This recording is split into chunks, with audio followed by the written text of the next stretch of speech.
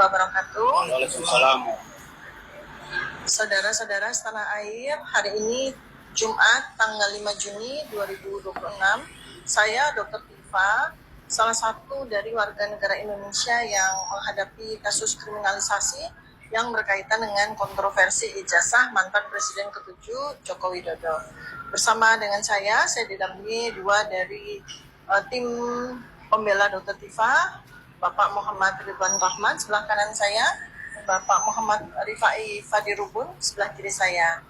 Jadi sebagaimana yang sudah saya lakukan sebanyak 25 kali sejak tanggal 13 November 2025, jadi kurang lebih 7 bulan, saya mendapatkan kewajiban untuk wajib lapor seminggu sekali.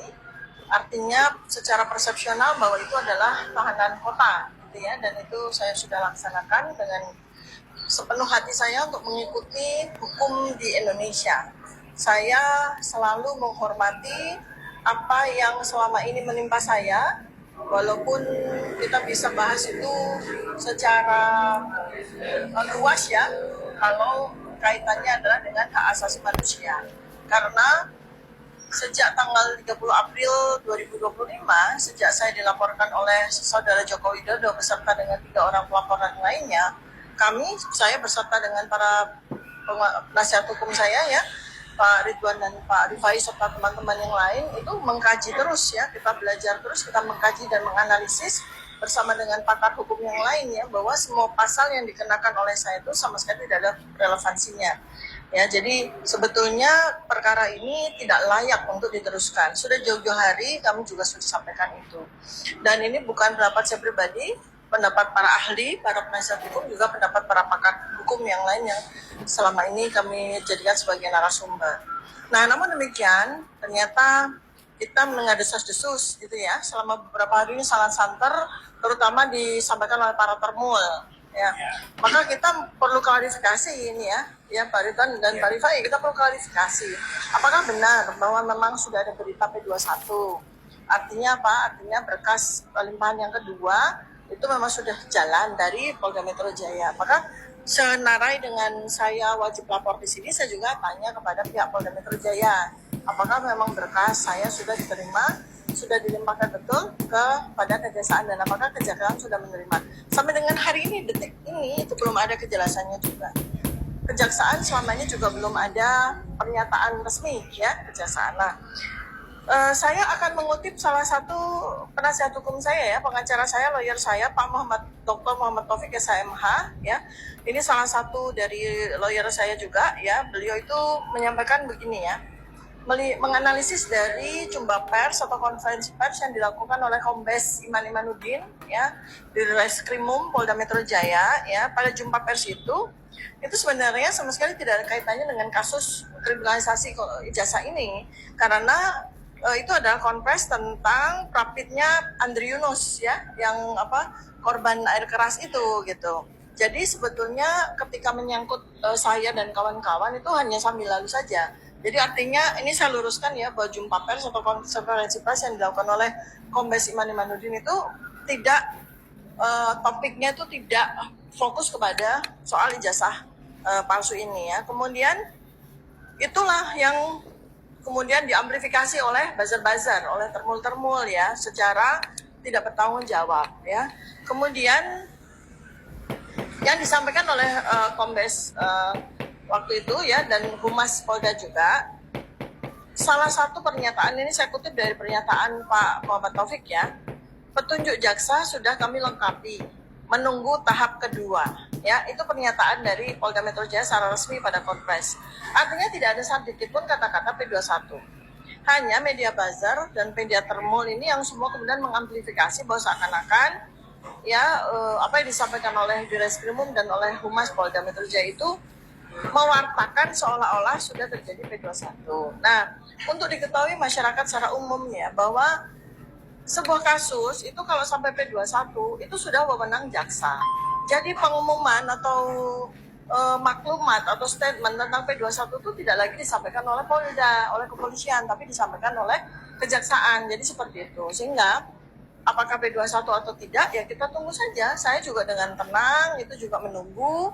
Pokoknya intinya saya, Dr. Tifa, itu taat hukum. Apapun yang menjadi kewajiban saya secara hukum, saya sebagai warga negara Indonesia dilindungi oleh undang-undang dan tunduk kepada undang-undang dan hukum yang berlaku di Indonesia. Jadi seperti itu ya.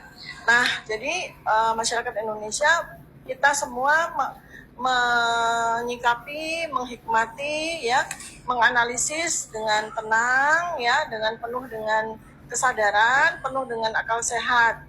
Jangan terprovokasi oleh apapun yang disampaikan oleh Tatmul dan buzzer yang tidak bertanggung jawab. Intinya kami tidak kemana-mana. Nyatanya juga selama 7 bulan ini saya mendapatkan cekal, saya juga tidak nekat keluar negeri. Saya mengalami tahanan kota, saya juga patuh ya kan, bersama dengan pengacara sebagai saksi ya, tanda tangan setiap seminggu sekali juga kami jalani. Dan selanjutnya ya kita serahkan semua kepada Allah Subhanahu wa taala. Karena semua adalah pasti kehendaknya Yang Maha Kuasa. Saya sebagai manusia, sebagai hambanya mengikuti saja. Dan ada 2 hal yang saya sampaikan. Pertama adalah kita jaga hukum ini benar-benar berlaku untuk melindungi keadilan dan kebenaran, bukan untuk melayani satu orang saja. Jadi jadikan hukum ini bukan sebagai pelayan satu orang saja, bukan sebagai penguasa. Hukum ini bukan sebagai alatnya penguasa untuk mengkriminalisasi warga negara atau rakyat. Justru kesempatan ini adalah pelajaran sekaligus juga perjuangan bagi kita untuk betul-betul menegakkan keadilan dan kebenaran di Indonesia. Terima kasih. Selanjutnya mungkin Pak Ribar atau Pak Rifai bisa menambahkan. Iya. Terima kasih. Assalamualaikum warahmatullahi wabarakatuh. Pagi ini saya bersama rekan saya Pak Rifai, saya Muhammad Ridwan, mendampingi klien kami, Dr. Tifa. Ini yang keberapa kali ini wajib lapornya? Ke 25 kali. Memang ada ya, kalau mau dibilang kita agak ini juga. Soalnya kalau statement dari kepolisian bahwa sudah P21 kan, tapi sampai sekarang belum ada pernyataan resmi dari pihak Kejati atau Kejari. Belum ada pernyataan. Jadi kita masih menunggu. Yang jelas kita udah mempersiapkan segalanya untuk maju ke persidangan. Insya Allah kita udah siap. Mungkin itu dulu, barangkali ada ya. Pak Rifai. Silakan Pak Rifai. Assalamualaikum warahmatullahi wabarakatuh. Hari ini saya dengan Bang Ridwan, kami melakukan pendampingan terhadap klien kami, Dr. Tifa, untuk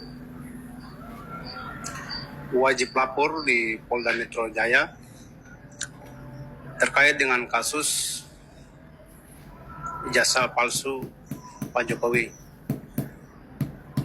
Namun beberapa hari ini kita mendengar informasi, lalu ada konferensi pers yang disampaikan oleh Polda Metro bahwa kasus ini telah masuk tahap P21. Kalau kita bicara tentang tahap P21, maka syarat formil dan syarat materialnya itu sudah terpenuhi. Namun kenyataan pihak yang berwenang dalam hal ini, kejaksaan, belum memberikan informasi atau belum memberikan informasi terkait dengan penetapan P21 ini. Untuk itu kami mohon kepada kepolisian agar bekerja profesional sesuai dengan tupoksinya, rule of law-nya, rule of the game-nya, sehingga persoalan ini ansih, betul-betul itu persoalan hukum, bukan hukum yang dipolitisir. Mungkin itu tambahan dari saya. Demikian, wassalamualaikum warahmatullahi wabarakatuh. Waalaikumsalam. Baik, untuk yang terakhir ya, saya ingin tekankan sekali lagi bahwa kita semua hendaknya ya, baik saya sebagai rakyat Indonesia maupun APH, aparat penegak hukum, termasuk di dalamnya ada kepolisian, ada kejaksaan, ada kehakiman ya, termasuk para pengacara, ini adalah semua adalah alatnya negara begitu ya. Jadi untuk kita betul-betul tegakkan hukum, untuk diketahui bahwa sebetulnya Polda Metro Jaya ini sudah melanggar undang-undang. Karena apa?